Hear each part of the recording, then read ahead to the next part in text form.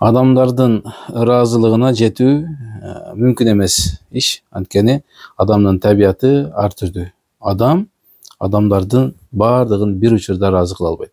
Бирок пайгамбар саллаллаху алейхи вассалам айтты: эгер кайсыл бир пенде Аллах Таалага жагып, Аллах Тааланы жакшы көрө турган болсо, анда Аллах Таала Жибреилди чакырып туруп: "Эй Жибреил, мен" деп туруп ошол адамды дайындап, "Мен аны жакшы көрдүм, сен да аны жакшы көргүн" деп айтат. Анан Жибреил алейхиссаламга буйрук берип, Жибреил периште асмандагы периштелердин бардыгына мына ушундай жар салат: "Эй периштелер, Аллах жана мен мына ушул пендени жакшы көрдүк, силер да жакшы көргүлө" деп айтат. Жана мына ушул эле кабарды анан жерге таратышат.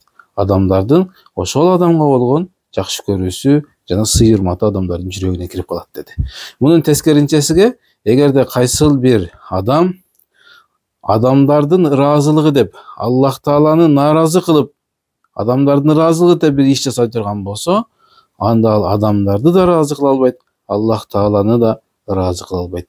Эки ортодо эч нерсеге жетпей калып калат. Ошон үчүн ар бир иште, ар бир жасаган ишибизде эсеп жана тараза калыш керек. Менин мына ушул кадамымдан, мына ушул сөзүмдөн, мына ушул жасап аткан ишимден Аллах Таала ыраазы болобу? Аллах Тааланын каары түшпөйбү мына ушул ишке?